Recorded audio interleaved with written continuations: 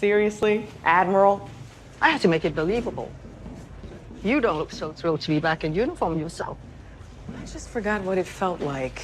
Once you've grown used to living by your own rules, it's not so easy to follow other people's, is it? Why are you still on Discovery, Philippa? Why are you? I see it in your eyes, Michael. You've tasted freedom that you never even thought was possible. Freedom from the obligations of what others needed you to be. I'm not sure you ever knew who you really were without someone else to tell you, but you're starting to. And this place no longer feels like your place. Am I getting warm?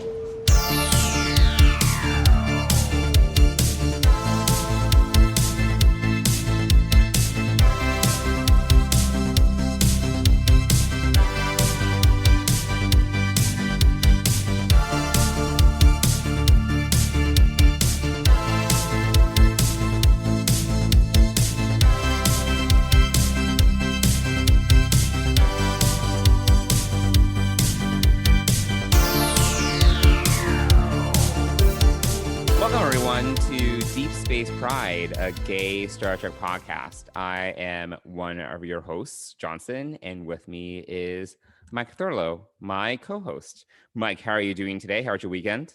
I'm good. Weekend was good, I think. Yeah, mostly. Yeah. Nothing, anything notable? What'd you do?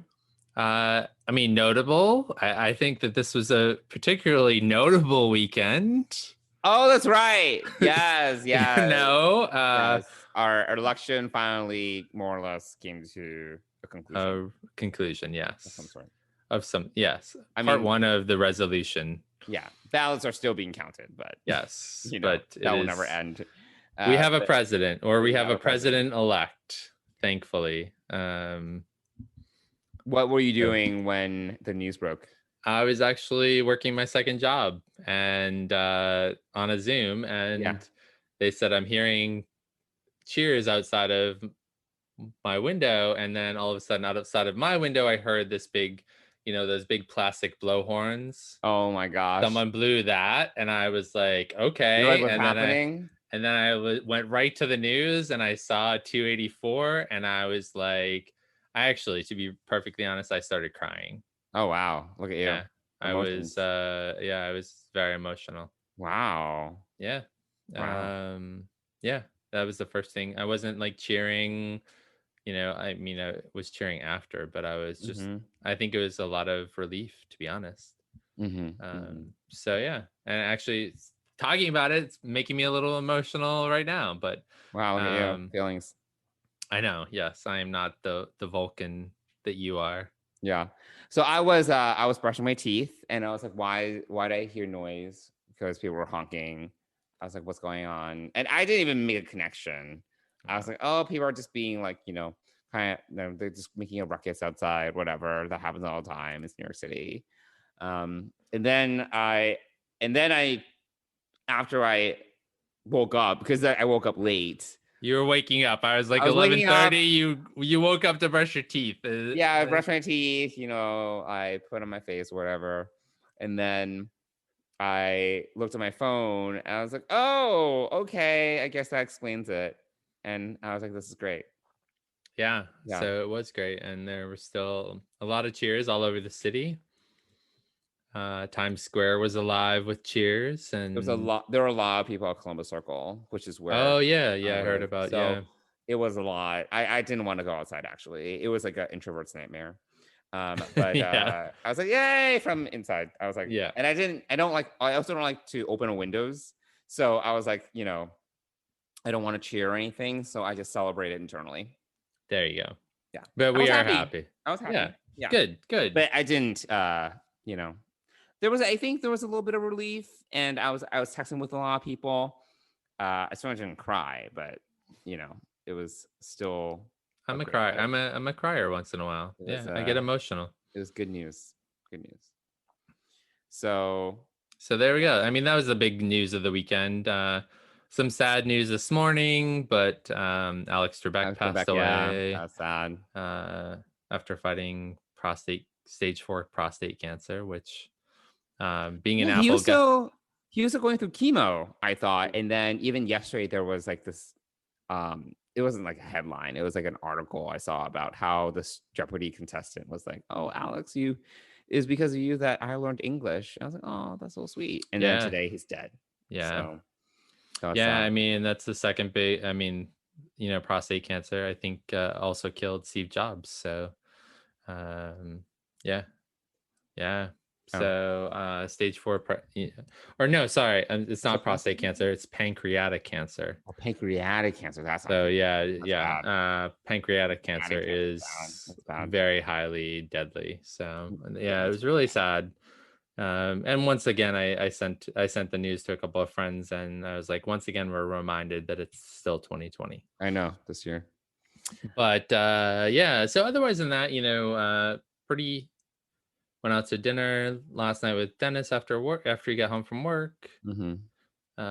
And yeah, just yeah, a lot of people out, still a lot of cheering at night as well.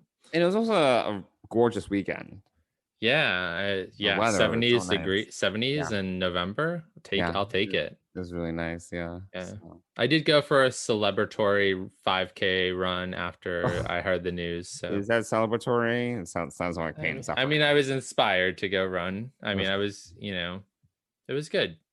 I'll be like, time for a celebratory nap. Yeah. Well, I mean, you work out at 1 a.m. and I work out during normal business hours. Crazy. So yeah, so that was the weekend. And I know you had some other stuff going on, which we can talk about later on, but when we visit Deanna. But yeah. So what did you Star Trek? So it's been well, first of all, let's back up. So it's been probably 2 weeks since we've done a full episode, maybe even 3 weeks, where we've done a full episode. Yeah, well, the first 2 episodes of Discovery were more kind of like short takes. It was more like a quick reaction, right? Versus here, where we're doing kind of more of a full deep dive, I would say. Yeah. So it has been, I would say, 2 or 3 weeks since we actually done all our segments and such. Right. Well, so that said, so we've got a lot to catch up on what did you Star Trek? Yeah, Star Trek, I have been chugging along with Enterprise season 4. Season 4. So coming along, yes. I'm also still reading the Millennium series. I'm almost done with book 1. Okay. So, yeah, I've been actually getting there. But I think that's actually been it. I've been watching Discovery and Enterprise, and I've been doing like a few other things. I redid my fish tank. That's been occupying my time.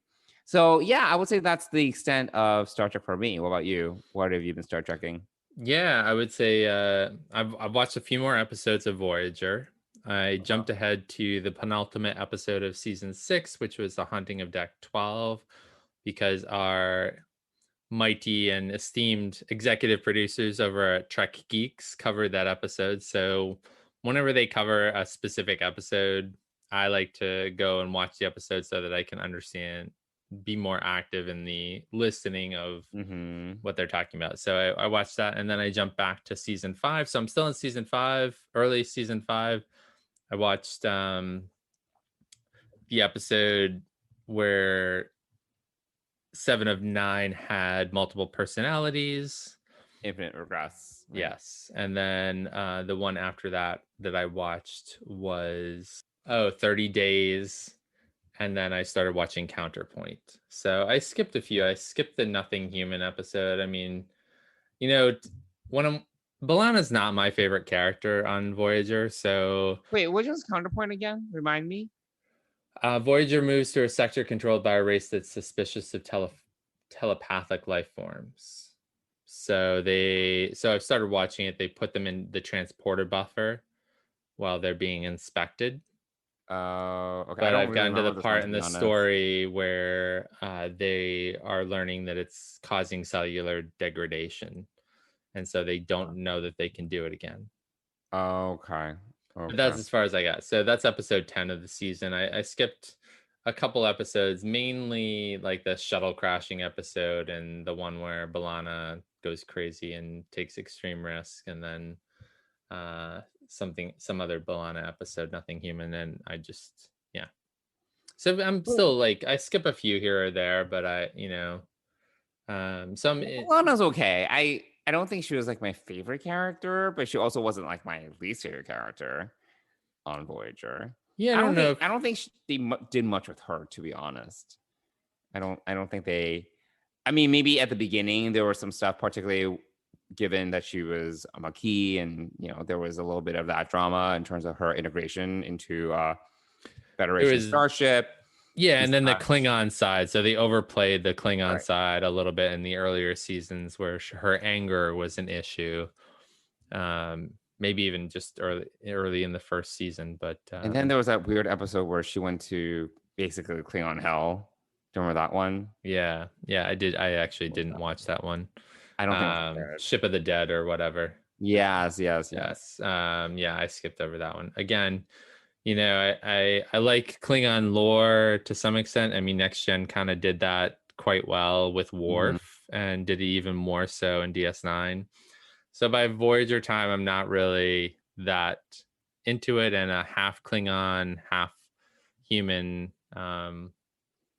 woman, who's chief engineer and always seems to be angry, just isn't my favorite character. I she's a great addition. She's part of the crew, and I'm I like her in that sense, but I don't need I'm not really gonna focus too strongly on a B'Elanna centric episode, because it's just not an character that I identify with really all that much. So sure.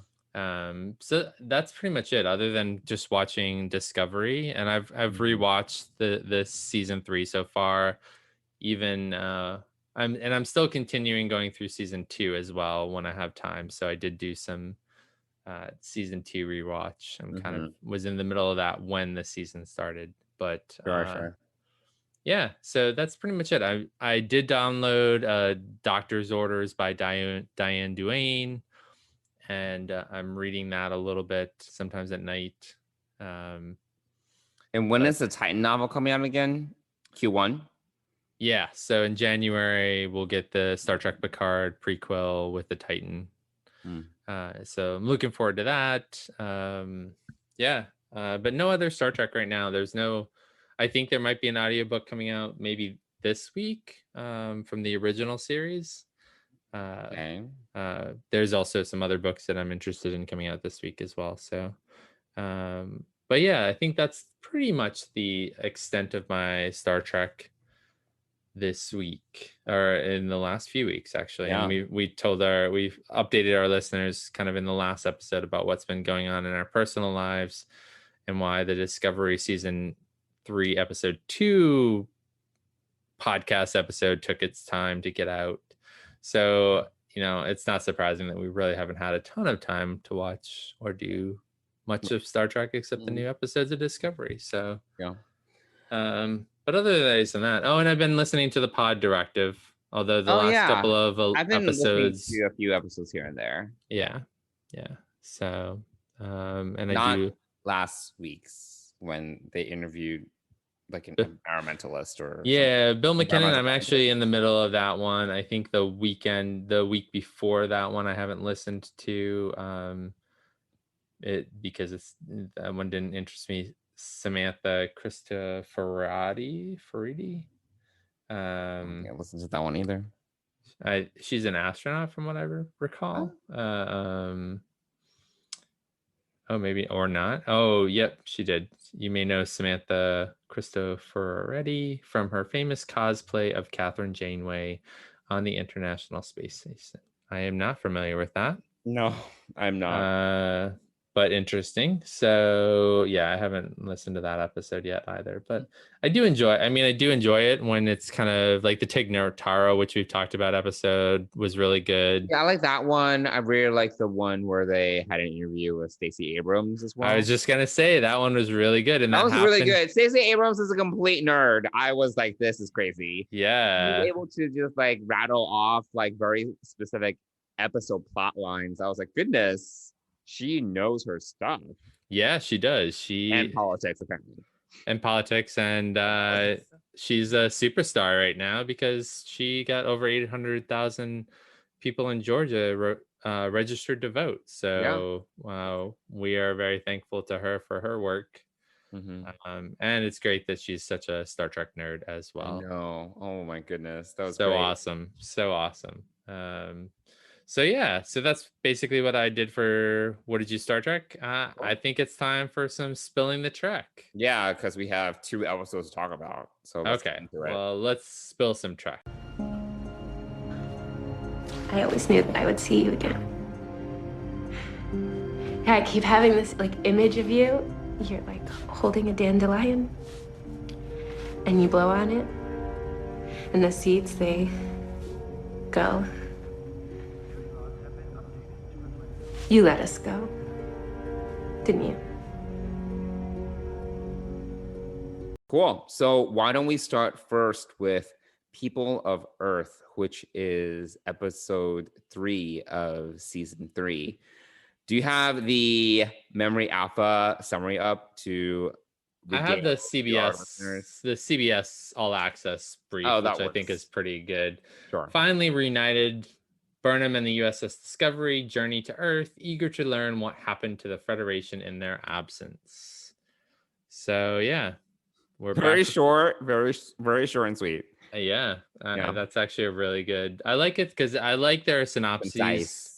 Yeah, they're concise and they're not spoilerific. Well, do you want to go first and tell us a little bit about your high level thoughts of People of Earth? Yeah, so I really liked this episode.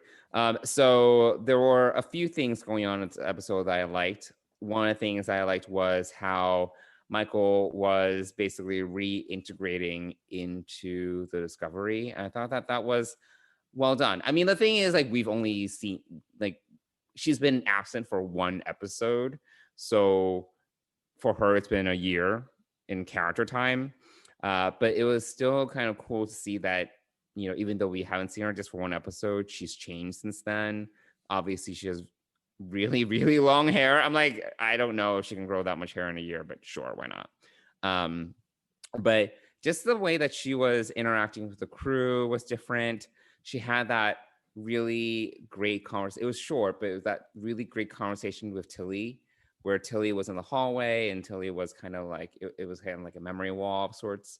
And Tilly just, the way that Tilly kind of articulated how she feels that even though they haven't seen Michael, you know, I guess for a little while, Michael hasn't seen them in a year. And given that it's been a year, she's kind of let them go in a way. And Tilly, first of all, for Tilly to recognize that was really great. Why exactly? Yes. No. Sorry. Yeah, I was like right on the nose. That's totally my thought exactly with that. Oh, okay.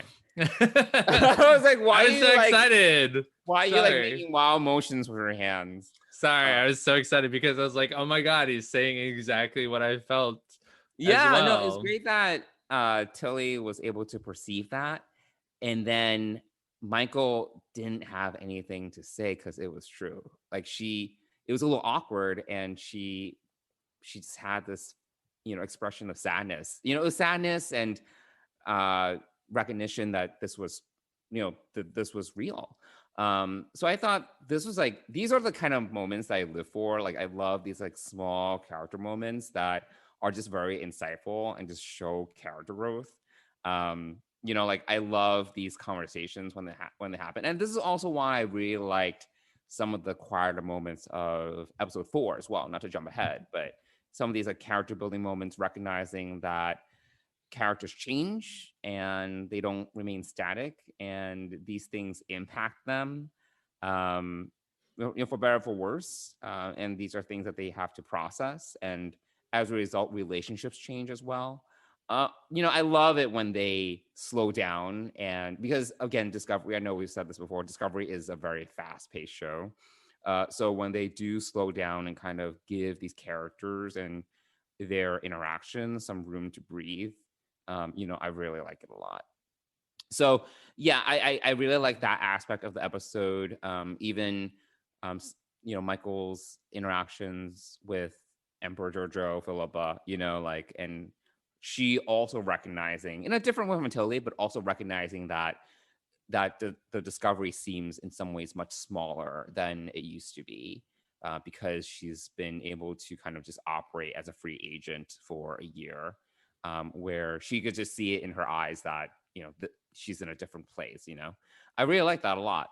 And then, yeah, I mean, like the United Earth stuff, I was very curious about, what Earth was going to look like in this time period. And it was fine. I mean, it didn't really look that different. Even like when we, at the end of the episode, when we panned back, I was like, all right, so the solar panels are still, on the Golden Gate Bridge. It doesn't even look that different than what we saw in Picard, really. Yeah, it looks exactly the same. Yeah, it didn't actually, look that... probably a little better, actually. It looked like whatever had happened to Earth over that time, it actually looked better than it did 800 years before in Picard. I mean, I didn't compare side by side, but it didn't look that much like more futuristic. Like there was like, all right, there are shuttlecraft, the Golden Gate Bridge is still there. Right. It doesn't, I mean, the buildings look futuristic, but they already looked futuristic. So I don't know. It didn't really seem like, oh, we jumped 1,000 years forward, for me. Right. But so it didn't really seem that different, especially compared to what, again, I'm quoting Enterprise, when Daniels, who was from the 31st century, basically told Trip that Earth is essentially unrecognizable. I was like, all right, it looks pretty much the same. I mean, like, it's obviously a little bit different now that Federation headquarters isn't there anymore. Starfleet headquarters, rather. But yeah, it didn't blow me away or anything. But I thought that was fine. I thought that some of the narrative plot points with Captain Ndoye and that bandit Wen and things like that, those were fine. Yeah, that was fine. But what did you think about the episode? Yeah, I think you called out some really key moments there with character. It was nice. You could really tell on Michael Burnham's face that she was uncomfortable. Oh yeah, for sure. And I think it's realistic. I really felt like it was realistic. I mean, she was away for a year. I mean, she thought that maybe they didn't make it through the wormhole. Mm-hmm. That, who knows? Maybe they dumped out it 100 years beforehand and, never to come back, Right. So she had to like move on. She had to move on, and so I think that was really evident, and I agree. Like, I think that what Discovery is doing is really great with character development on all levels. And, we definitely see a lot more of that in episode 4, but here in episode 3, it's definitely apparent that Michael's changed. The crew has just kind of come through a rocky episode, right? Where they, they've been working hard and pulling the ship back together and everything like that. The other thing right off the bat, other than the kind of prologue, which was Burnham's kind of year before she reunited with them, I thought that the scene in the transporter room was really touching. And they're all just hugging and catching up. Yeah, and I feel like that would have been a great scene to kind of do, like scene 1 of day 1 of shooting for this 3rd season. That would have been. I mean, it came across the same way, but that's how I felt. Like I really wondered if they did that maybe on day 1, where they met up, and like that could capture that kind of genuine, like, oh, it's great to see you. It's been so long, kind of feeling. But they did a great job with that. Obviously, Burnham and Philippa's interaction was interesting. And it wasn't, I really thought when they were talking, it was like, interesting. Maybe she's going to be separate from the Discovery. Maybe she's going to go off on her own a little bit more. Well, actually, we didn't talk about how no, we Saru, didn't. Yeah. So let's talk about that being, and then clearly I was wrong, and you were right. Wrong. I was wrong, and I'm happy. I'm happy to be wrong, and I think I actually re-listened to our episode again, and I think about season 3 predictions. Or I listened to last week's episode, just on episode 2. Oh, that because I did predict that I thought that it was going to be the Michael, and I listened to everything you said, and it made more and more sense. But it also made sense that, like, when I heard myself say, like, it doesn't really matter to me. Like, I'm along for the ride, and I thought that this was a really nice key moment. Although the follow-up conversation was even more interesting because Saru was mad at her for not even considering being captain. And so I thought that was really interesting as well. So it was great to see the moments with Saru and Michael, but obviously that first moment where she clearly says, you got this crew and this ship through, the captaincy is yours, was a really nice moment. And so yeah, I see the value of having Saru be captain. I just thought it was kind of awkward because she was kind of telling Saru this in front of the entire crew as if it was some, like, she was kind of just making this like unilateral decision that he was captain now and kind of designating him, you know, here's your gold star. I don't know. I feel that that could have been a conversation done in private, and then well, know. Saru wanted to do it in private, right? And True. and she said there's no need because she didn't feel like there needed Well, I to feel be. like Saru was thinking that they would have to like duke it out, right? That they would need to kind of like discuss in detail. Right. And I think she was right to hand it over to him. And because clearly my prediction and my thoughts are based upon the woman I saw in episode 1, right? Who had just gotten through the wormhole. And honestly, like, I really thought that it was only going to be 4 months at most because of the length of time between the red angel signal that Spock and the Enterprise see at the end of season 2. So I think that whole thing coupled together, I didn't realize that we were going to be a year later. And I liked how they kind of played it out and said, she had to do a lot of things that were probably not Starfleet-y, that were not up to Federation standards to kind of survive. And she was all alone. Fortunately, she did have Book to kind of get along with and to be partners with. And in this episode, I think it was really clear that they've got a good friendship, and there's a little bit of sexual tension, if it were, to some extent. But I also got the feeling that she really did more in the loss of Discovery. Right. So I think that all of that kind of played together. But yeah, her giving up the captaincy totally made sense. It made sense. Yeah. It also made sense to what you're saying, where she wasn't even sure about her role on the Discovery, and Suru kind of being like, but I want you to be my number one or whatever. Right. And it took her a while to even kind of process that and figure out if that's something that she really wanted. Right. Yeah. I think that there's there's a lot of great character moments with Michael and Saru in this episode, and each time their conversations are, I think this episode was heavily Saru and Michael in a lot of ways. And then the other part of this episode that's of note really is what's going on in engineering. And us getting introduced to Adira.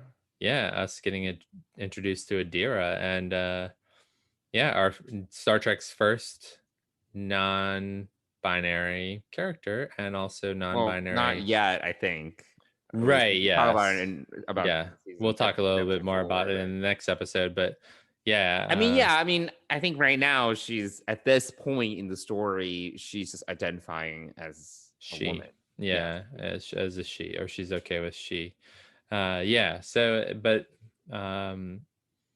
being 17, and she looks like she's 17. So young, I can't. And if you read a little bit about Blue Del Barrio, she did just get this role right out of drama school. So I think it's her first professional role. So it was, but heavily Saru and Michael episode for sure. Obviously the introduction, and then this whole Earth conflict, which was also, I also really like the play between Michael and Book, especially when they leave the Discovery and they're going off Book. Exactly. So I thought that there was some nice moments there, them on the bridge of his ship talking and just the witty banter. I really like that. So I'm excited to see more of Book. Hopefully, I'm sure we're gonna see more of him. I thought that overall this was a really strong episode. You know, one of my favorite parts of this episode. I mean, there are so many favorite parts, but really, I really did enjoy the bridge crew down on Earth at the end, Hugging the tree. revisiting the tree. Yeah. Yeah. The tree scene. And having that moment to kind of reconnect to a place that's 1,000 years in the past for them, or not 1,000 years in the past for them, but 1,000 years in the past for everyone else. Right. So I thought that was a really, and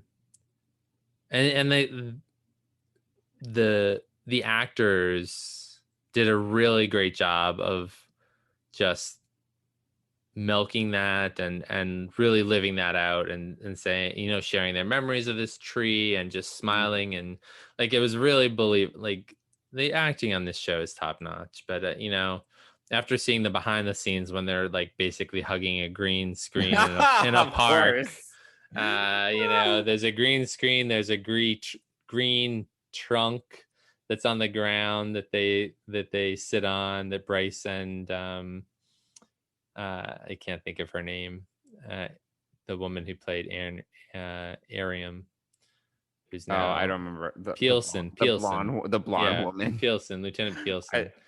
So wait, she's like the spore drive manager. She pushes the button. I guess, or she's part of the command crew. I think they kept her on. I mean, she doesn't say anything in episode 4 when they're at the dinner. I don't think she has a line. No, I mean, she's obviously kind of she's kind of a secondary, like line. She's kind of like Linus level. She's Linus was at the Linus has more lines than her. She's D-list. But she does sit in the command chair and manage a watch. So she's kind of in that command track level, kind of like Ariam was. So whatever that position is now, who knows? So yeah, but overall I thought it was a really strong episode. I actually enjoyed rewatching it last night, and it's you know, it's scary real how this xenophobic Earth is in comparison to how much what's going on in our world today. I think, especially in our country, you know, this is xenophobic. Afraid, got to protect what we have, right? Well, that's very human. It's very like, yeah, it's definitely human. But I did. And one other moment that I really enjoyed was when Giorgio said diplomacy is so slow, and she just kicked him in the knee and brought him down and then pulled off his helmet. Which I thought was so Giorgio, but also like, thank you for moving things along. Like, but there really was nothing bad about this episode. There's nothing I didn't like. Like, it was probably the best written episode I've, like, solid from top to bottom. Like, not a word wasted, not a scene unnecessary, you know, anything. I really thought I did a great job with it. So it's clear. Yeah, I don't really have any complaints either. I'm trying to think if I had any issues with this episode. I don't really think so. I would just wish that Earth looked more different. It looked more drastically different than however you remember it, but it's fine. It looked very familiar to me. I mean, I wish we got a little bit more of the shot of the Earth ships, which looked kind of interesting and different. So like on Earth, or are you talking about the Earth defense ships? So I don't even remember what they look like, to be honest. Yeah, they I don't even know how to describe them, but they look different. So I'm, you know. Oh, and the other thing that we did learn from this episode, we learned a little bit more about the burn in dilithium, where basically it went inert first, or the majority of it went inert first before it exploded. So I thought that was interesting. Yeah, and even and it was like simultaneous across the galaxy, or at least wherever. Yeah. So yeah, that is really interesting. And even Stamets kind of commented on that's not possible. So that was good to obviously Giorgio quips back that that remark is coming from someone who pilots us on a microspore or microcellular highway. So yeah, whatever. But I thought it was a good point. Like he's right. It doesn't seem logical that all dilithium went inert first And then exploded. So yeah. Interesting. But I also wonder if we're making more of the second part of that, the fact that dilithium went inert. Is the dilithium, the question I guess I have is dilithium kind of the stabilizer between the antimatter and matter drives? So is that where when it goes inert, it's an uncontrolled reaction. I'm wondering if that's kind of the basis of dilithium. I don't know enough about engineering to really say. Like the fake engineering of Star Trek. Yes. So yeah, I think it controls the particle stream like that happens in the warp core between matter and antimatter. Yeah, that's what it's supposed to do anyway.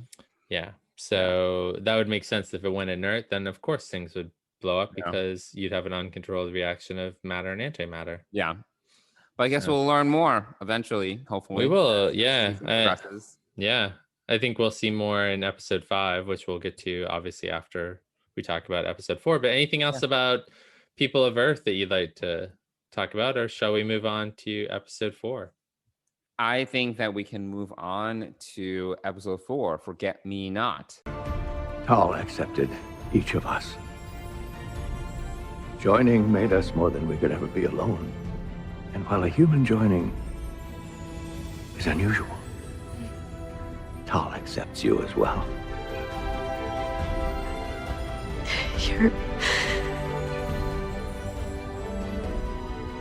You're son of Tal. Welcome to the circle.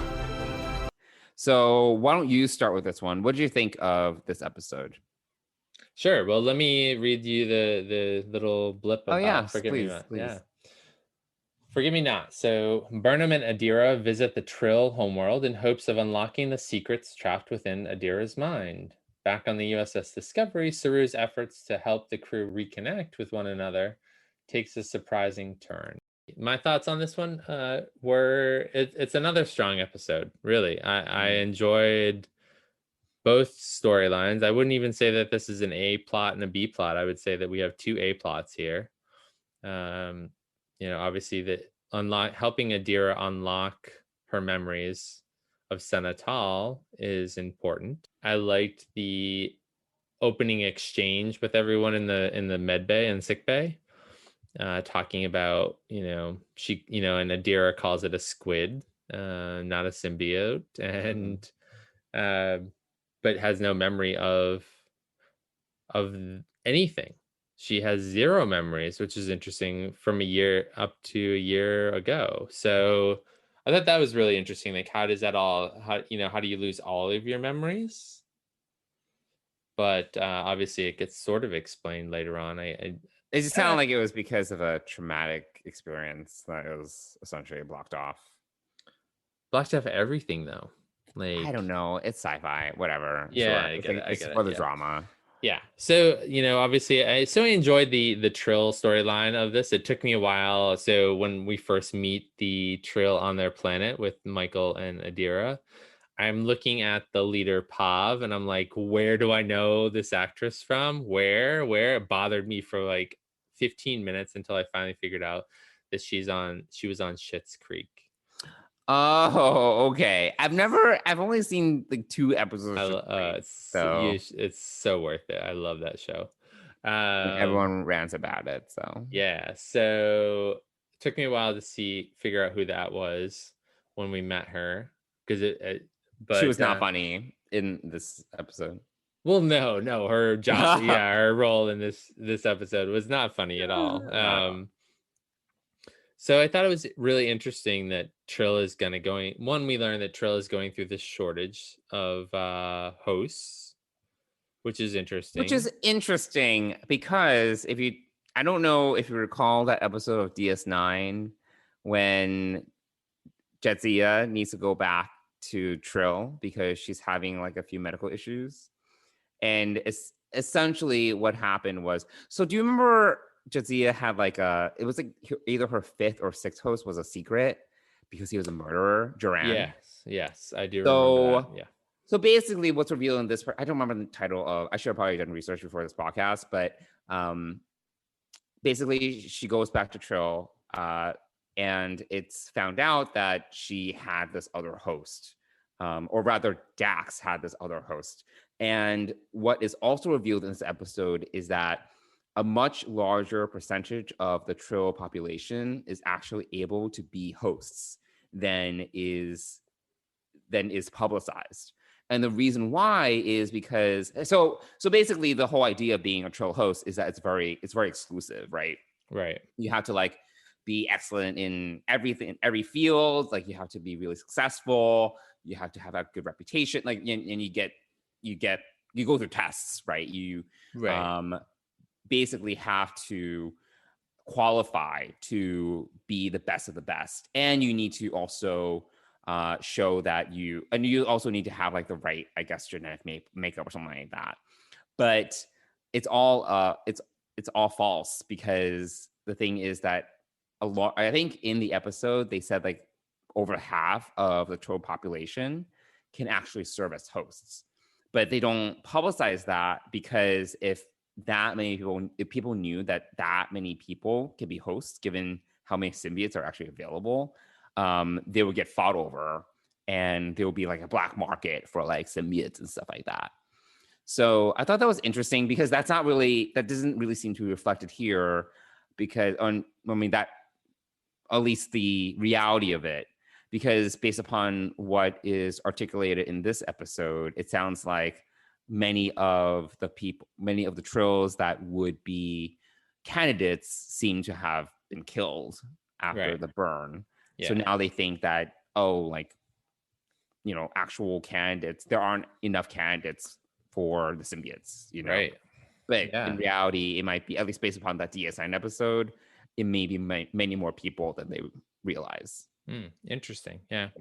I think we left with a little more questions and answers from the Trill perspective. Yeah. And it seems to also have become much more, at least in DS9, there was definitely like it was kind of sacred, but now it seems to be much more religious, at least from how it seemed in this episode. By the way, did you notice did you think that when they first landed, when Michael and Adira first landed and they're walking towards the garden, you see something fly out of the water and jump back in? Did you think that was a symbiote?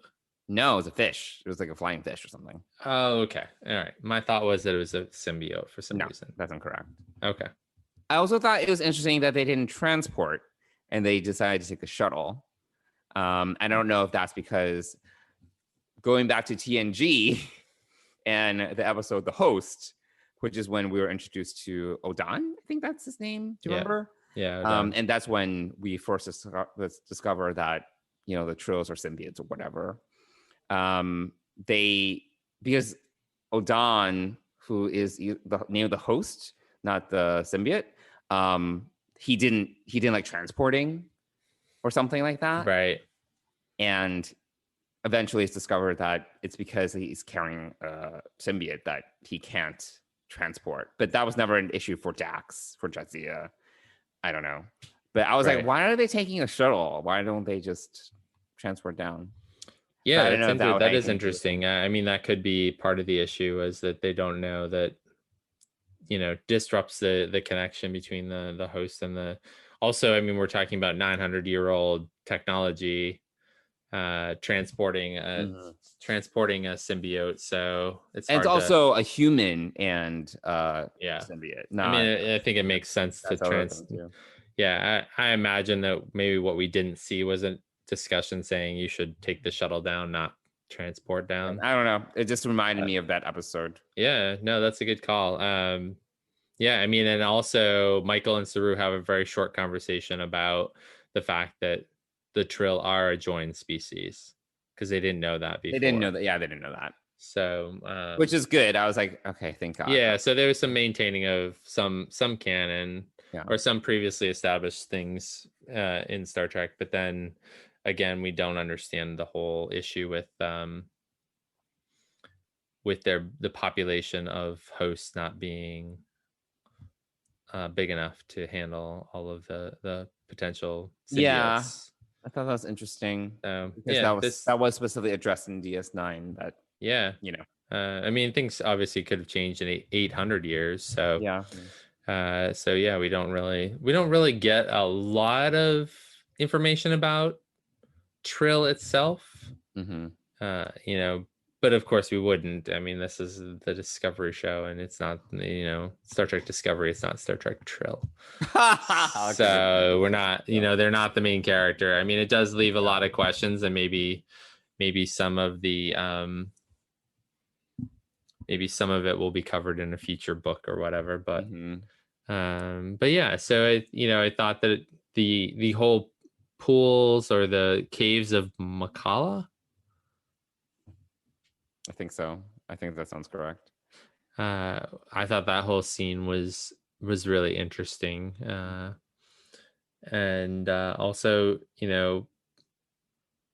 that Michael was helping Adira kind of work through her memories. I thought that was really, really good as well.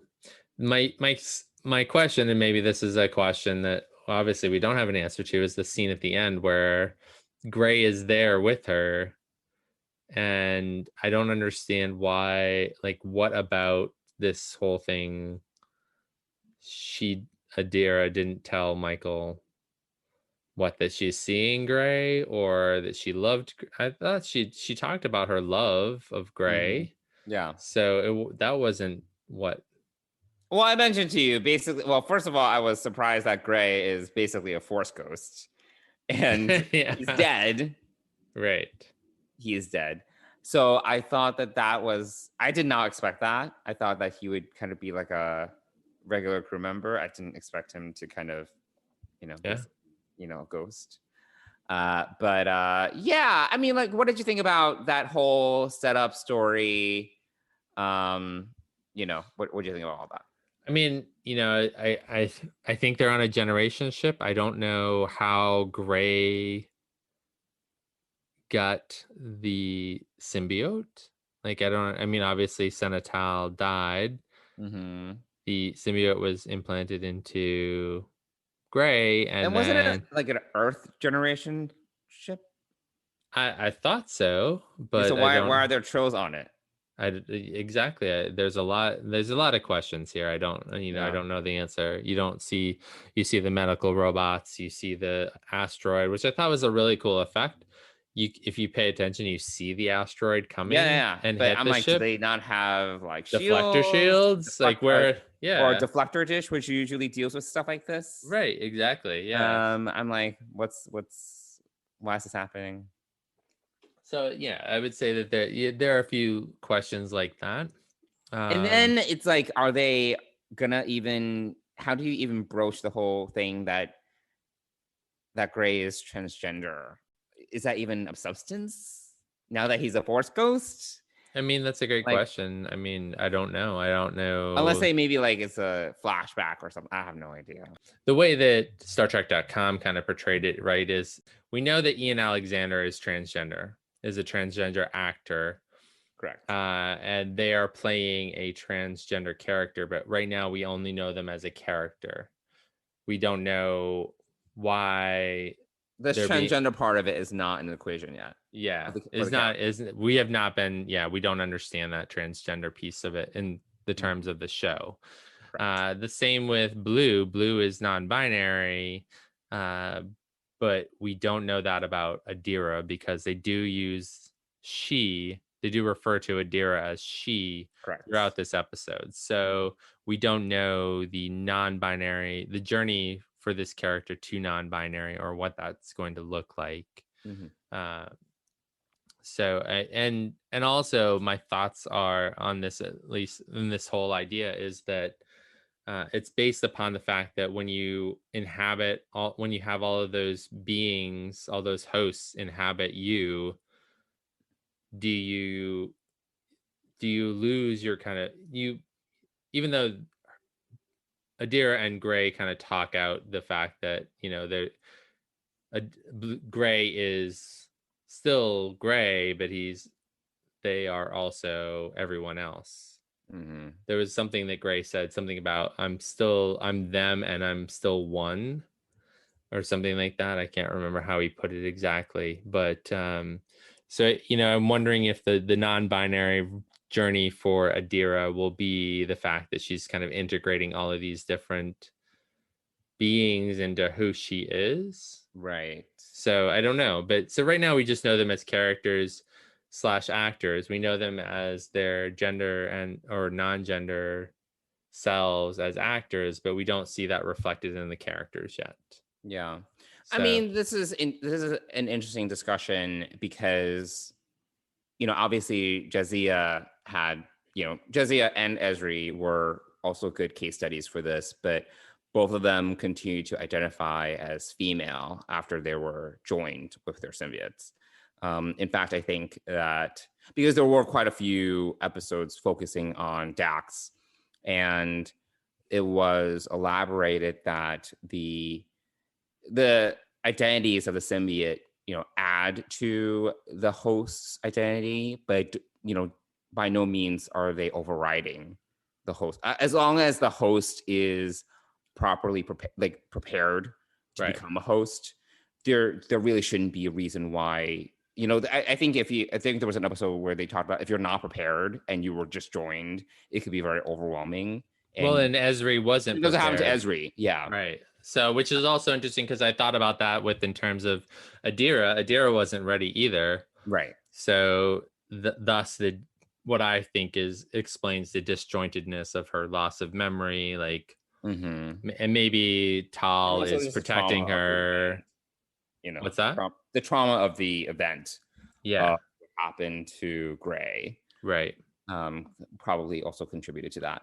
But I do think that it is interesting because obviously this is not exactly the same as someone who is non-binary, like, you know, in terms of how they self-identify. It is in some ways resonant and it's like analogous, but in some ways it's not, because you're talking about a situation where someone literally has like all these other identities within them, right? And we're assuming that is Adira's journey, where she begins to integrate these other identities into her own, and then she self-identifies as non-binary.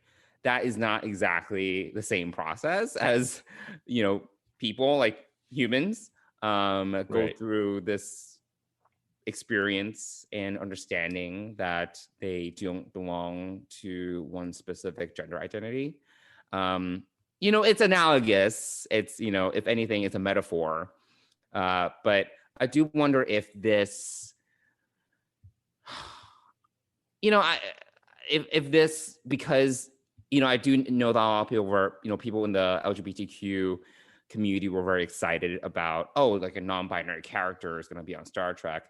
If this lessens it somehow, because it's almost like, she's in this like weird situation, you know, she has all these other like you know, minds in herself, you know, all these other identities in herself, and she's not, you know, because of that she's non-binary, versus what a non-binary person, like the actual normal experience, quote unquote normal experience of a non-binary person goes through to realize that they are non-binary and then choose to identify as non-binary. It's not exactly like 101, you know. So I do wonder if for some people this was a disappointment, if that is ultimately the path in which she, you know, goes down. Yeah, I think it's too early to really tell. And I think that, you know, we only got a very small glimpse of Gray and Adira's relationship. So I think that there's more to explore there. And obviously there will be, because as you said, Gray is now a Force ghost. Yeah. apparently. So yeah, I'm still curious about what she didn't tell Michael that I don't know. And Yeah, I've watched the episode twice and I still don't understand. So I do hope that I they'll mean, take a I little guess time. my guess was just that she can see Gray, just Okay. as if Yeah. Gray was kind of like a normal person just walking around. Right. Yeah. I was kind of assuming that's what they were referring to. But the way that they talk yeah. about that makes it seem like it happened before. You know what I'm saying? Like this, like Gray appearing is not the first time. I might need to rewatch the episode because I don't really remember.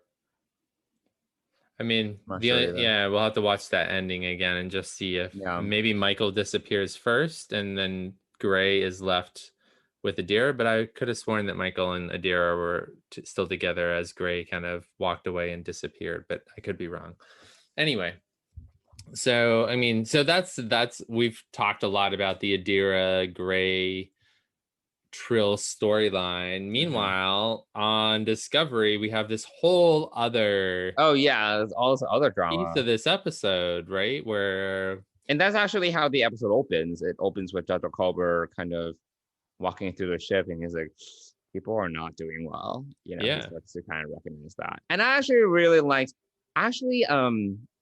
personally, I actually liked, if we were to look at both storylines, I kind of liked that storyline a little bit more because this is actually one of the things that I was looking forward to them exploring this season, right? Which is the emotional consequences of them, jumping to the future where everyone and everything that they've known before is different or gone. So I really am glad that they kind of took the time to recognize that everyone is suffering from PTSD essentially. Particularly Detmer, who in this case, she obviously not only experienced the same thing that everyone else did, but she also feels this sense of responsibility that she was the one to actually pilot the ship into the wormhole and basically execute on this decision in some ways. So she feels this guilt that is eating away at her on top of the loss of everything else that everyone else on the ship is also feeling. So I did think that I really liked it. I mean, there was this the awkward dinner scene. I was like, this is actually pretty awkward. And I get kind of awkward in awkward situations. But I actually did really like the extent to which they explored that trauma, because I think DS9 did this well, but none of the other series have really done well the kind of the psychological aspects of some of the choices that they make, or we talked about this before, like how in one episode there's this really traumatic event, and the next episode they're fine. DS9 is really the only series where that's lasting trauma is explored, and here in Discovery as well. So I was very happy that they kind of took the time to examine how it was affecting the crew. But yeah, what did you think about that? Yeah, I really enjoy. I mean, it seemed like a family dinner, a typical family dinner. I think the preamble to that, I think, was the relationship with Tilly and Stamets is complex, and he was being a huge jerk to Tilly. And I have to give props. So if we had seen this scene 2 seasons ago, Tilly would have been a mess on the floor, a puddle. That's true. And she, people would have talked her out of the airlock essentially. But here she stays really strong, and I have to say that I was really impressed with how well. And then she calls them both assholes in the dinner. Which is absolutely true. I mean, both of them were being that way. I love Detmer because she is a pilot. So that I like that little moment later on where she's talking to Culber, and she's a pilot, and she's macho, and that makes sense. And so two macho people fighting it out is, seems pretty normal. But again, throw in the PTSD, the loss. She was injured coming back when they crash landed. So it was a lot going on. And so I really liked that piece of it. It was just the dinner was awkward. There were some funny moments. Giorgio leaving, taking the wine, saying, "Oh, the wine was good." Yeah. And then takes the carafe with her. Yeah. Which I thought was great. That was an elaborate dinner, by the way. I was like, oh my God. Yeah. Linus was there. Pilsen was there. Bryce and Reese were there. So, I mean, it was good to see the whole kind of bridge crew, the people that they worked closely with together at this family dinner. I said this to you over Slack, I think, but it's a big crew. It's a big bridge crew. It was like 10 people or something, 10, 12 people. There are a lot of stations on the Discovery Bridge. I mean, there really are. I mean, a lot. Yeah. So this crew is like really large compared to other crews. And I have to say that, and I've said it before, I love that about this show. Like they are capitalizing on what made Deep Space Nine so good, was the fact that it was much more than the 7 main stars. Right. The secondary characters are actually what build out the world and make you believe that this is actually happening. And you kind of see the difference when you go back and watch Next Generation, and you're just seeing the same 7 bridge crew being involved in things. It's and everyone else, if they show up, it's for like 1 episode or something. Yeah, exactly. Yeah. So, I think that they are really capitalizing. I think they've learned that. I think the same. I think Voyager had the same problem as Next Gen, where it didn't build out the. Well, at least we have Naomi Waldman. Thank God. But there were, again, like we know. No, I know, but we have 88 crew members on Discovery, and we probably know a good quarter of them. We've seen a good quarter of those characters, and I think that that's important to kind of see. And so I think that's really important, and I think that that's what makes this show special. Is that they are continually building out that piece. So they did it. They started doing it last season. They're continuing it even more this season.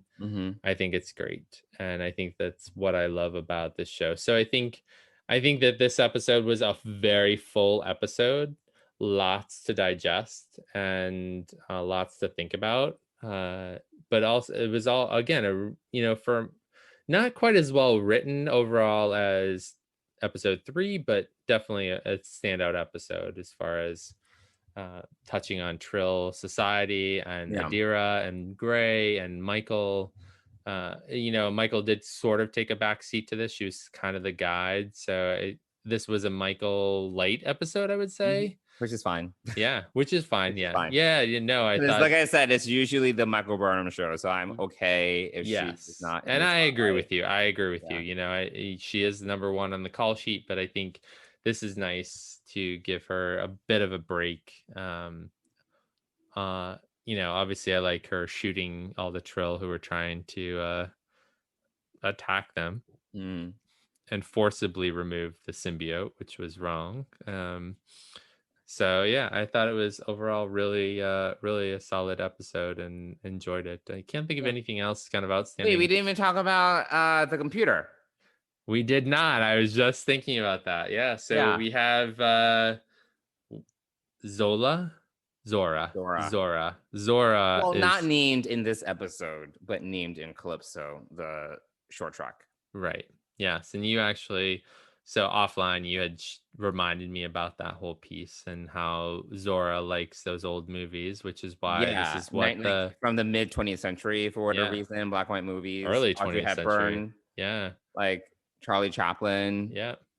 Whatever. Like I was like, really? I would not be enjoying this movie night. Like, because I hate black and white movies. not to mention black and white, but also like, was it silent? Like, or did It was silent, yeah. Ugh, I hate silent movies. No thank Well, it you. was music. I mean, there was music, but There's music, but no yeah, thanks. no speaking. Yeah. So Yeah. it's interesting to see Zora kind of come to life.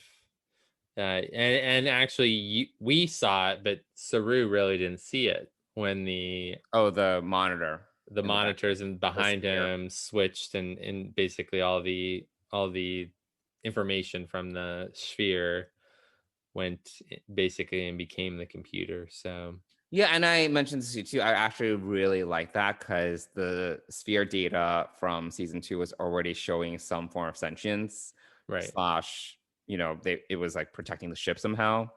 So for it to kind of continue to grow and become integral to the discovery makes sense. It didn't just disappear, because I was like, yeah, like what happened to the sphere data is, where to go? What are we doing with it?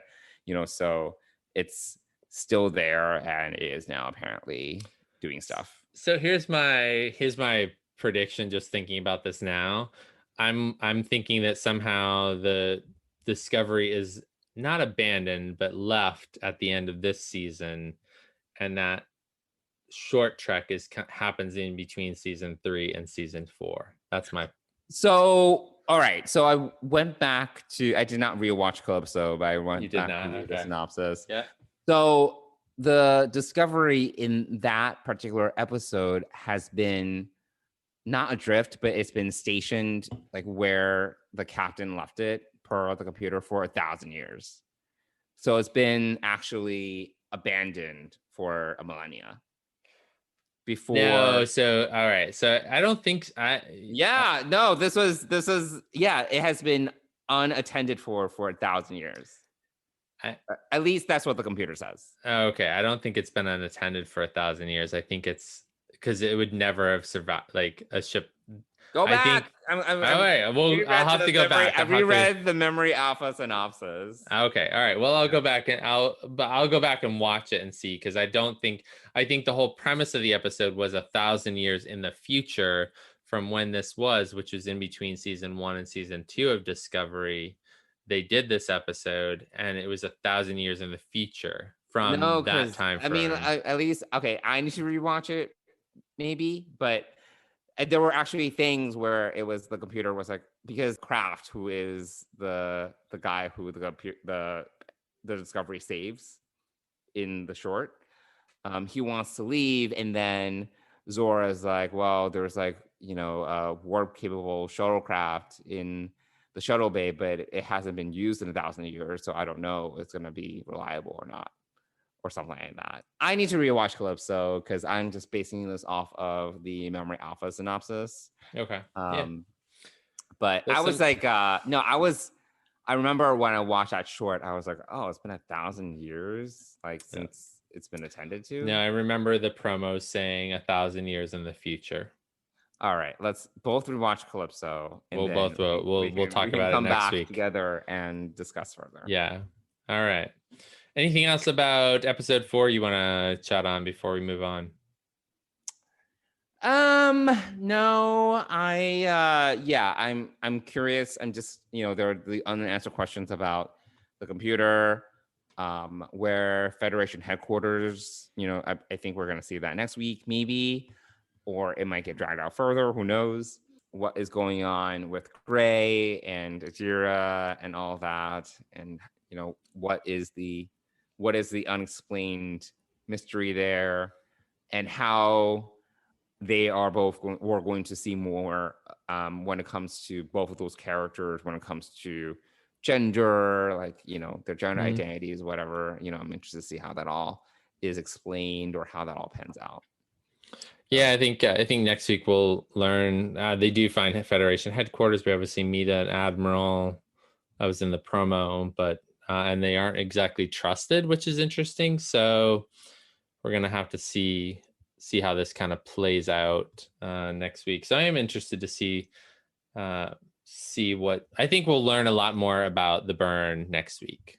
I think we'll get even further into the Burn storyline, which I can't remember which executive producer, whether it was Michelle Paradise or Heather Caden said that this season of Discovery is all about the burn. So I think that Makes there's sense. so that's the overarching kind of theme of this season. So I'm hoping we'll learn a lot more about that, but I don't think that we'll have it obviously completely resolved next episode when they find the Federation headquarters. So. No way. They're gonna get like bits and pieces, like the Red Angel. It's Yeah. like, no. Yeah. you know, I know. Yeah. they're gonna drag it out until like the second and last or third to last episode, I'm sure. Yeah.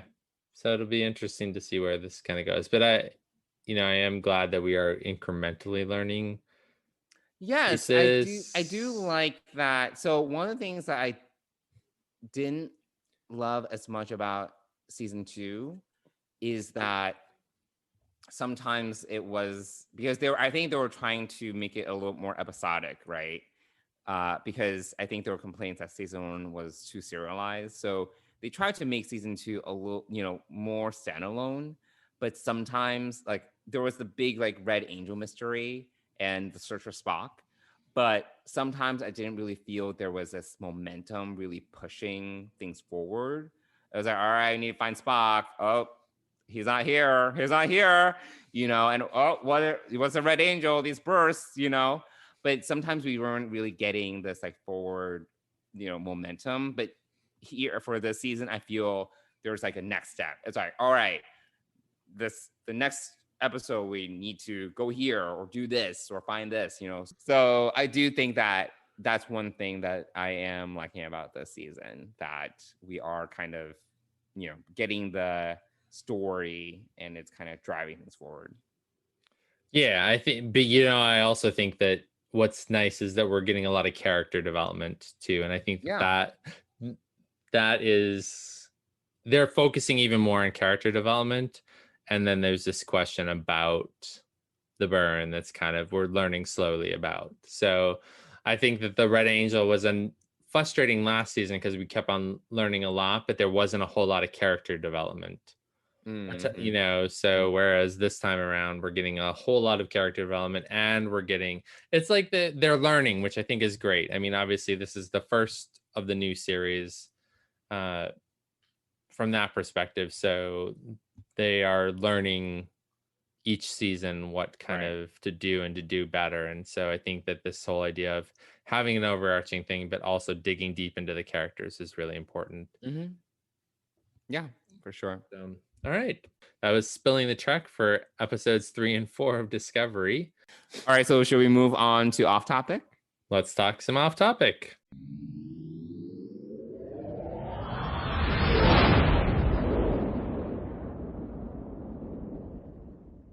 All right, so Mike, what have you been watching, reading that's not Star Trek related?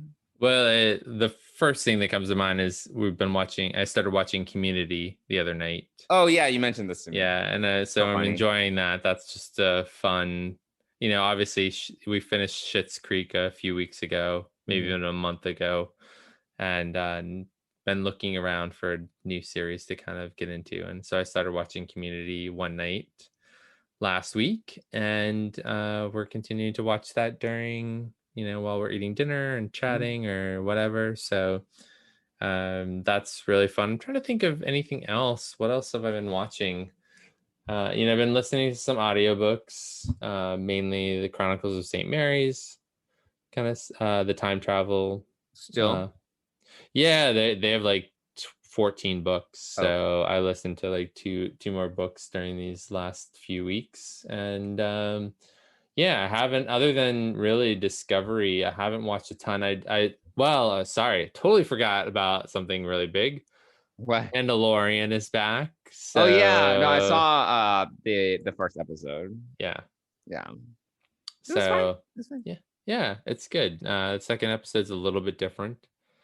But yeah, so we got the Mandalorian. So as I saw a post in Camp Khitomer, which is Trek Geeks Network's Facebook group, I did see a nice thing about it being a great time for people like myself who grew up with Star Wars and Star Trek, kind of enjoying this renaissance of new stuff to watch. So I'm in the midst of a Thursday new episode of Discovery for the next 10 weeks and Friday you get a new episode of Mandalorian for the next 6 or 8 weeks. It's undetermined whether whether this season is 8 episodes or 10 episodes this season. So for Mandalorian, so we got that. So yeah, those are primarily what I've been watching. I've been watching a little bit of Star Wars in there as well. Finished watching Empire Strikes Back, then went back, and I'm almost done with Phantom Menace. So I'm just kind of jumping around and watching some different Star Wars stuff. It's nice to have on the background, and I don't really have to pay attention. Whereas I feel like if I'm watching Voyager, I can't really do work and watch Voyager because I'll miss more. But if I watch some old Star Wars stuff, I can do work and just have it play in the background and just enjoy it for what it is. So yeah, that's primarily what I've been watching. I am excited about I have not caught up with I haven't watched The Boys yet. And I think I'm avoiding The Boys just a little bit because I think given the political and world environment that we've been living in, I didn't really need that kind of added stress. Of that. So I needed some light fare, which is why Community is fun to watch. But I'm looking forward to His Dark Materials is coming back in a couple weeks. We've got, as you know, your favorite, and I know we'll be watching it too, is The Crown is coming back in a week or so. A week from today. Yeah, I think the 15th. Mm-hmm. I'm very excited for The Crown. So we have The Crown coming back. We have what else is good? His Dark Materials comes out either the 15th or 16th. And I saw WandaVision supposed to come out in December. Oh, is it? Okay. All right. That'll be interesting to watch. I don't think it's a date yet. And there's some new BBC series that's coming out. I briefly saw, I kind of earmarked it in my head, but I didn't really watch it. I didn't have time to watch it. There's some new sci-fi series coming out on BBC America in January. I forget the name of it. So there's that. I'm trying to think if there's anything else. I mean, I'm happy that there's still some new TV coming out, and I know that some production has kind of picked up. Discovery season 4 is under production. Yeah, I know. Which is interesting because that's in production, but Picard season 2 is not in production. So, and also I think we're kind of keeping under wraps Section 31. Who knows? We don't know what's going on with Prodigy. I'm really hoping that next year. Yeah, sure. Well, I'm really hoping that we won't have. I'm hoping that maybe Prodigy will come up after Discovery finishes. No way. There's gonna be a break. Okay, all right. Definitely. I'm trying to have a little hope here because I feel like in January we might need some distraction. We'll see what the pandemic takes us, and also let's also see how the transfer of power goes in January. True. Yeah. See, so that's why I'm saying that we need some hope, some distraction. We need some distraction. Yeah. So I am very, very excited for The Crown. I've rewatched both the teaser trailer and the full trailer like 3-4 times each. Wow. Yeah. I mean, I wrote a book report on Margaret Thatcher when I was in grade school. So I love Margaret Thatcher, the Iron Lady. Do you still have a copy of that book report? I don't know. Somewhere? I mean, it's probably somewhere, but I don't know. Like, she was very divisive, but, she was a strong female leader. I think one of the interesting things that I'm sure they're going to, explore is that Margaret Thatcher and the Queen's relationship, it was like, not much is really known about it. They were civil, I'm sure they're going to play up like a bit of conflict because the whole thing, this is not a podcast about The Crown, but obviously one of the biggest challenges that Elizabeth really had to come to grips with when she transitioned to Queen is the amount of influence she actually is able to employ, right? In terms of policy. And what she's actually able to do, because the crown is supposed to be just a symbol, right? But she hadn't actually influenced policy. She can't do anything. And, for many seasons, that's been a central theme, like her kind of struggling with, what she feels is right, but then what she actually needs to abide by. And this applies to her country, her family, right? Like what's right versus what her duty is. But Margaret Thatcher, as a prime minister, is actually able to administer policy. And you have these two strong women who have strong opinions. One is a symbol, and one is an actual like executor of policy, right? So I just think there's so much potential drama there. I'm very excited. And obviously we also get Princess Diana. Okay, this is again not a podcast about the crown, but it's off topic though, so this is totally fine. We do have Princess Diana.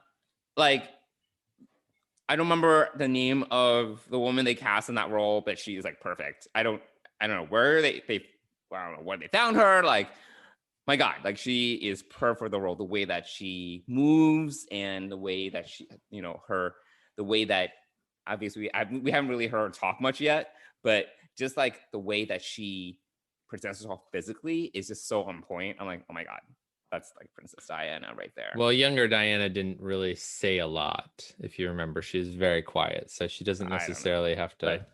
But just like, the way she carries herself, I was like, this is perfect. And I love Julie Anderson. So I'm very, very excited for this season of The Crown. Anyway, yes, I'm also watching The Mandalorian, as I mentioned, but only one episode of the season. And I thought it was fine.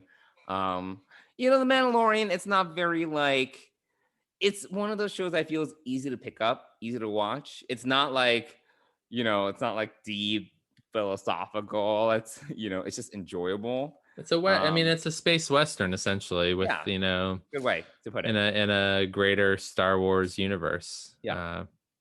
I still need to finish The Boys. That's been on back burner because I stopped midway. I did not like how Amazon is doing the like the now they're doing like the week by week release. This is what they're doing now, and honestly, it's not my favorite because I'm like, oh, I have to wait, and then I just forget to watch it, and then before you know it, you stop watching at some point. And then we have The Expanse coming back in December, I believe. Oh, really? Oh, awesome. Yeah. Great. So I'm also very excited for The Expanse season 5. And I think shit goes down this season because I know a little bit about the books. So I'm very excited for The Expanse and where that's going. Excellent. I didn't know that. And I'll have to go back and watch season 4 again. And then I have been binging on Netflix The Queen's Gambit. So good. It is so good. You should watch it. Everyone's talking about that. It is really good. I read like a couple good reviews. I was like, all right, it's like it's period, which I like. Chess, I'm not really into chess, but I'm like, all right, let's give it a shot. I watched 5 episodes last night. I was up until 4:30 a.m. It's so good. I'm gonna finish it today. Actually, it's only 7 episodes, but it's really good. It's really well done. Again, Netflix like threw them a bunch of money, and it looks amazing. Great cinematography, great sets. But I really wonder how Netflix is doing this. They're really spending a lot of money. I don't know where they get this money from, and they're just able to throw it. And this, I think, is just like a limited series. I don't think it's like I don't think it's supposed to be like a ongoing series. But they're like, sure, just spend all the money, make it look like the 50s and 60s. And I'm like, wow, it's like, they just do such a great job with it. So I highly recommend it to you and our listeners. It is really good. It like really drew me in, and I had to force myself to stop watching. So very good. It's very good. I think that is pretty much it. I'm still working my fish tank. Some video games here and there. Oh yeah. So 2 podcast episodes ago, I talked a little bit about The Last of Us Part 2, and I talked extensively about it and some of the storylines, whatever. But one thing I totally forgot to mention and even broach is that Ian Alexander is a major character in the game, and he's also a transgender character in the game, and that's actually a big plot point. And it's actually gotten a little bit of pushback because as I understand it, some people are not fans of the character because his like coming out and then um his basically the process in which he comes and comes to terms with his own gender identity, but then also shares it with his community is one that is very traumatic. So I think a lot of people in the LGBTQIA plus community reacted negatively to this because they're like, well, that's very stereotypical, like, you know, that it's trauma, you know, trauma is being associated with this process of them identifying as transgender. I did not see it that way. It was not, like in the game, the story around he changed his name, he shaved his hair to basically signify that he identified as male. I didn't really see it as, and he definitely goes through some trauma because of that, but I didn't necessarily see it as being associated with trauma, but more one where he was taking control of his own story. So I actually really liked his story, but I could see why some people will react negatively to his character. But in any case, I totally forgot. I'm not going to go into, this is not a Last of Us Part 2 podcast, so I don't want to go into it too much. But yeah, I totally forgot to talk about that. Whoops. But I did think that he did a great job. So great, and maybe someday you'll be able to ask him about it, because I think that maybe yeah. If he decides to drop by this podcast, I will definitely have questions for him. But yeah, so great. That's really it for me when it comes to off topic. Okay. Well, should we just take a couple minutes and walk down to Deanna's office and say hi? Yeah, let's do it. Let's dish with Deanna. Come in. Hi. You got a minute? Sure. Cool. So yeah, Mike, what has been going on with you? I don't think I have a lot of updates since the last one we shared with our audience, which was just a few days ago for us. But yeah, I don't. I'm trying to think of anything that really comes up other than obviously the election results were a huge part of our last week of life. True. That did kind of suck the air out of the room. Certainly it did. Absolutely. Yeah. I think for us, it's been nice. We've had sort of a week off from dealing with Dennis's mom and, with his brother in town, taking care of his mom. That has been a nice, it's great. That's good. Yoke off our back for a little time. So things feel a little more normal. So that's good for us. Work's been super busy and we'll be right up until for about the next 2 weeks. Okay. And then I'm pretty much going to be off most of Thanksgiving week, which will be nice. Ooh, lucky you. Yeah. What are you guys planning to do for Thanksgiving week? Do you have any plans? No. So yeah, I'm interested because I've seen some articles about how to make smaller portions, right? For smaller Thanksgiving, which I think is what we'll do for sure. Maybe we'll see what some not random, but friends are doing. But we haven't really thought that far ahead. I think it's soon. It is soon. It's 3 weeks away. I mean, it seems soon, but it is it is pretty far away in terms of all the time that we've been through. We still have a ways to go to get to Thanksgiving. And I know that because I have several major work events coming up that 2.5 weeks. That I am, yeah. So, I'm telling you that half a week before Thanksgiving is going to be great because I will have gotten through 2 to 3 major projects and events. Yeah, that's great. So I am looking forward to a break. So yeah, that's so. I need to get through these next 2 weeks of work, really, to kind of, and they're going to be very busy. So, so yeah, but other than that, I think life is feeling pretty normal now. I mean, I started when we talked a couple of days ago to share an update with our audience. I mean, it was, things I was starting to feel normal, and I do feel mostly normal now. So, hopefully that kind of continues. I definitely Saturday's news helped. So less to worry about necessarily in the world right now. And now we can just kind of get back to focusing on other things, but it's going to be super busy for work. So that's going to be the test of the next 2 weeks, because I'm producing 2 pretty major events. So, but what about you? I know you had a busy weekend. I did, yeah. So as some of our listeners know, I shared this in my last podcast. My parents, they had some issues recently, so I have been helping them out. So this past weekend, I went to visit them and just to get some stuff done, some paperwork done.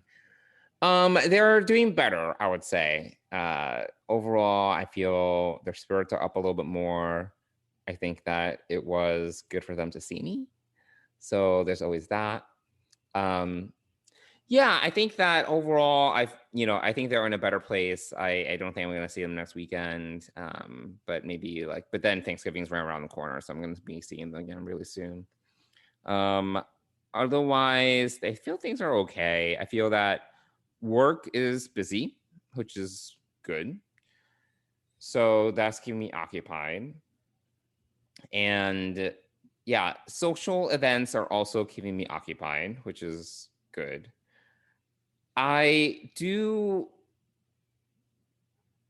have been thinking a little bit more about how the pandemic and everything has kind of affected some of my friendships, particularly in cases where there are people who have different levels of comfort when it comes to, gathering together, eating together, hanging out. There are people that I haven't seen in months because they're more cautious than I am. Meanwhile, I'm having you people over, things like that. Meanwhile, yeah, there are some friends I haven't seen in months because, they're just being a lot more careful, whether it is because they're just a little bit more, they're a little more concerned about the pandemic. And even the idea of eating out doesn't feel very safe. In some other cases, I just have friends that, they have kids, and they're more cautious, justifiably. Yeah. But similarly, I haven't seen some of these people since February, March, I think it is interesting to see the wide variety of people, because you can continue in your update, but I just wanted to share, like, you're talking about the people who are overly cautious, and I'm actually struggling right now. I see one of my friends on Facebook, and someone I know who's going to these more populated parties where 20 or 30 people are like crammed into an apartment, and I'm thinking, what the heck? Right. Like, that's totally outside of my comfort zone. I mean, Right. Dennis and I talk about walking down the street, and if it's crowded, or on Restaurant Row on 46th Street, we went there. Yeah, it's very that crowded. Feels crowded, and I was very, like, very this crowded. doesn't feel like last night when we went out to dinner. Like, we walked down there to just see what we may have wanted to eat, and it's he thought it was super crowded. I thought, well, it's crowded, but it's not super crowded. Like, it's not uncomfortably crowded. It's not filled, but it's just like there are so many different levels and layers to this. So and I'm not even necessarily saying they're being overly cautious. I'm saying that they have different levels of caution than I do, right? And sensitivity and just awareness than I do. I definitely have my certain levels of comfort, like even to what you're saying, like 46th Street Restaurant Row, when I first turned that corner, the first time that we went there, I was like, oh my God, it was like so crowded. Yeah. It was like, you know, jam-packed with people. So I do think that it has been very interesting to kind of see how these people, like, you know, like these friends have these different levels of comfort and how that has actually affected our friendships, in terms of what we do together, how we see each other or not see each other. I'm just so over like Zoom catch-ups sometimes. Like, it's just like, you know, or FaceTime catch-ups or house party catch-ups. It's just, and not to say I don't like to see my friends, but there is this like cumulative tiredness of work Zooms and friend Zooms. And it's just, and it's not any one person in particular, you know, because I was saying this to a friend, I was like, it's not you, it's just, it's everything, you know, where I just feel so tired of catching up with people over Zoom, but at the same time, for some of these friends, if I don't participate in a Zoom, I'm not going to see them. You know, there's no way for me to catch up with them. So yeah, I've just been thinking about just that a little bit more, because there have just been some people that I have not been talking to as much as I used to, because of the pandemic, and it's actually changed the nature of our friendships a little bit. I mean, I would hope that once there's a vaccine and things are quote unquote back to normal, whenever that's going to be, like, you know, we can kind of go back to how things were, but I don't know, you know, I don't know what that's going to look like. So Yeah, and who knows when that's going to even be, given the seriously increasing numbers right now. And who knows how effective the vaccine is? Like, what if it's like not 100, like a lot of vaccines are not 100% effective. Well, what if it's like the flu shot and you have to get it every 6 months or If whatever? you get every 6 months, if it's 50% effective against the flu, you know, who knows? Right. So it's, I don't know. Hard. Yeah. I think we uncharted territory that, but I don't know. For this past week, I've definitely been thinking about that more. I think there was just like a few, it was because I had to write like these birthday notes to a couple of friends, and it made me reflect on how our friendships have actually changed over the past year. And yeah, it's been interesting. So yeah, I mean, I definitely have lost touch with some people. Yeah, for sure. I think it's definitely, you know. And I've gotten closer to people that have a similar level of comfort as me. Like, you know, like you and Dennis, for example, because we have similar, I think it's around a similar area where we're cautious and not too cautious, you know, like big crowds we were a little bit like, no, thank you.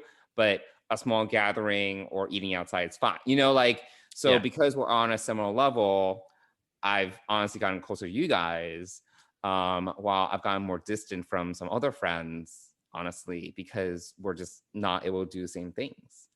Yeah. So it's just been a very interesting time. Yeah, I've definitely lost touch with some people who are overly cautious, and then other people, you know, that I might have seen occasionally that I don't haven't seen in a really long time and haven't really talked to. So it's that much. So it's kind of hard. And I agree with you. Like Zoom fatigue is definitely something.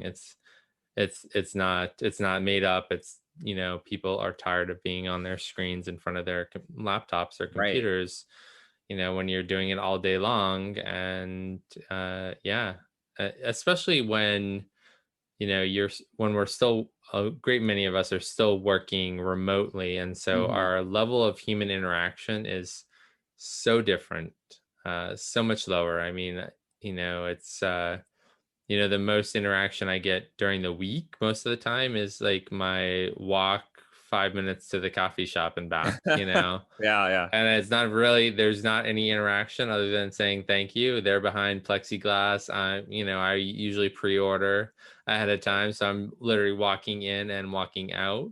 Right. And then, it's not like I know people who are hanging around in the, it's just, it's a different time. And I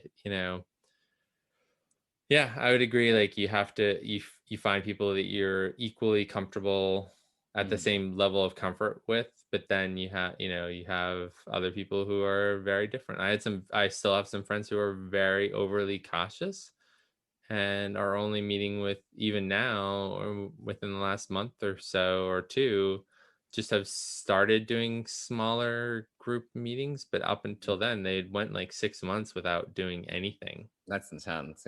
Yeah. So I think, on some levels, I wonder if the virus's potency is less now, even though the numbers are increasing.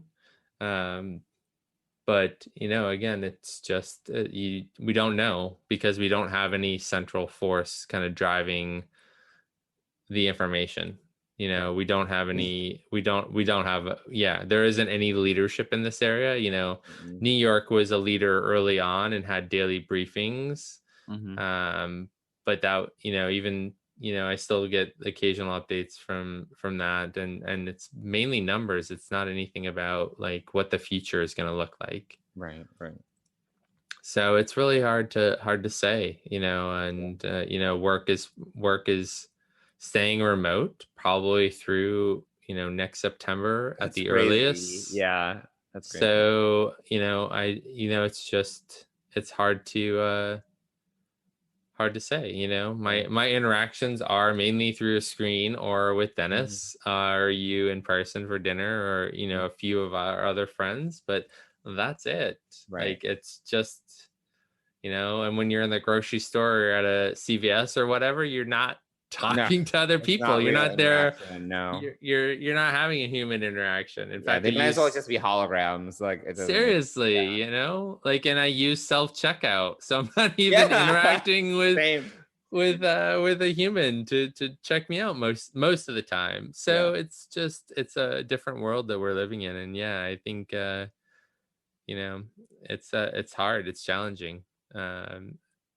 So again, I think that having leadership in this area will be really helpful. Yeah, hopefully. But we have 70 plus days left of not having leadership in that area. So, and increasing numbers, really, really bad numbers, like, which, we don't see here in the news. And I mean, I don't read a ton of news, but what little news I read, it's just numbers. Yeah. It's not so good. It's So I mean, who knows what here's hoping that 2021 will just be a different world.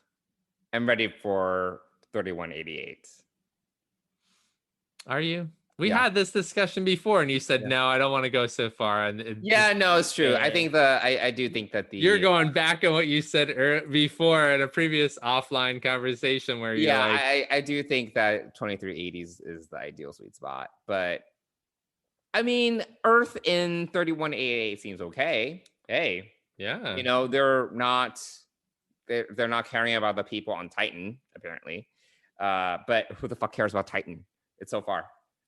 Well, I mean, also, they left Earth years and years and years before. Yeah, bye, Felicia's. But also didn't communicate, like, stay connected. So, I mean, that's an interesting piece of self-dependence, no problem. I mean, as far as 3188, 3189 looks all right on Earth. On Earth, at least, I mean, not if you're like traversing the galaxy, I guess. Right.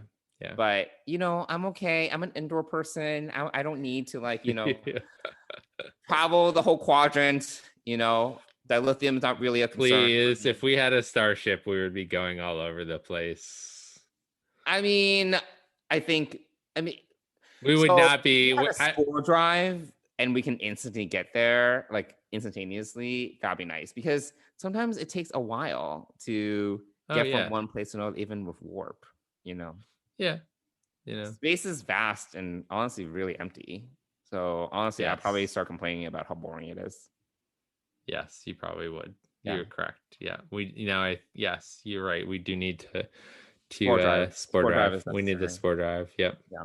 Because I can't wait. Like sometimes it's like, you know, I have noticed this on Deep Space Nine. Sometimes they'll be like, this is gonna take a week. And I'm like, what? And the whole episode takes place over a week. Like, do you remember this one episode where Quark and Odo, they get stuck on this planet and they need to traverse this mountain to carry like this communication device up this mountain. And Odo is like humanoid form, so he can't like shapeshift. So they're both like starving and like dehydrated. Do you remember this episode vaguely? Maybe vaguely, I remember this episode. This episode actually, you know, I feel DS9. I mentioned DS9 because I feel DS9 is really good at doing this. The whole premise is that Odo is taking Quark to this court, but the trip on this runabout is going to take 10 days because this court is so far. So it's like 7 days in and their ship, their runabout crash lands on this planet. But they always are very good about saying like this trip is going to take like a week because space is so big, you know. But usually you don't really get that on, you know, something like Voyager, fine, like 75 years to get back to the Alpha Quadrant. But usually on TNG or like, you know, even Enterprise, they don't usually say like, oh, this trip it's gonna take like a week to get from this spot to this spot, you know. I mean, I mean, you were more. I'll recently be complaining so much. Yes, I know you would be. You and me in a runabout for like 10 days. Can you imagine? I'll be, and there's no holodeck on a runabout. Meanwhile, Odo is just reading for 10 days. Quark is going crazy because it's bored. I'll be Quark. I'll be like, what are we doing? Did Odo go into his bucket while he was on this trip? So this is when he was a humanoid. Like he couldn't shapeshift. The founders like took away his ability to shapeshift. Oh, okay, got it. Yeah. Okay. So it was like that one season where he couldn't do it. Okay. All right, got it. Okay. Interesting. Yeah. I mean, well, the runabout is not that big. No, it's definitely not. No, it's like runabout for 10 days. It's like a Winnebago. It's like a Winnebago, essentially. It's like an RV. Yeah. Like but going back to Enterprise really quickly, and you've watched it more recently, but I felt like Enterprise made it feel like, based on being only able to go warp 5, that things took longer. So they did spend a lot. It did do that, but DS9 is very noble, and sometimes they would be like, this is going to take like literally 10 days. Like they were very specific sometimes about how long the journey would take. And I'm like, oh my God, that is a long ass time. Yep. No, it is. You're right. But you're right. Enterprise did do that once in a while, but I noticed because I rewatched all of DS9 this year. That was right in March, April, May. Yeah, you did. Yeah. And now you're watching. Now you're almost done with Enterprise. I did notice that in DS9, they were very good about actually like kind of quantifying the distance between locations, especially runabout, which honestly, I don't know what the maximum warp speed is, but give me a break. I don't know. I don't think it, I don't think it's great. It's not great. I don't think it can do warp 8. No. But in any case, I don't know how we got to this point. I mean, we're not, we were talking about, how idyllic 3189 Earth looks like. Oh, yes. We wouldn't necessarily want to travel around the galaxy in 3189 because it would be slow unless we had a spore drive. But we could teleport around the planet, and that's pretty good. Yeah, personal transporters. I would love a personal transporter. Are you kidding me? Could we have personal transporters right now? That'd be great. There might be some like privacy issues.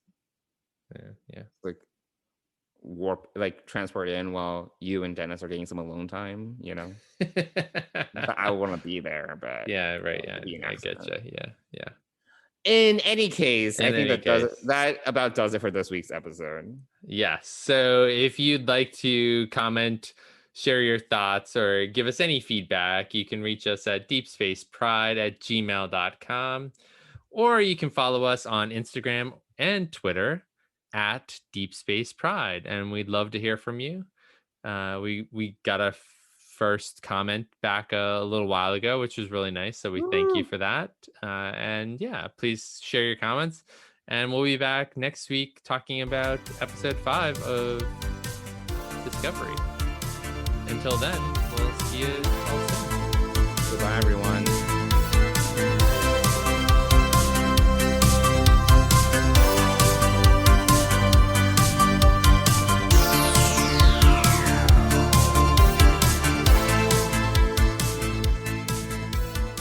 Deep Space Pride is a production of Coconut Media Works. Executive producers Bill Smith and Dan Davidson. For more great Star Trek discussion, discover the other shows of the Trek Geeks Podcast Network at trekgeeks.com or find us in Apple Podcasts, Spotify, or your favorite podcast app.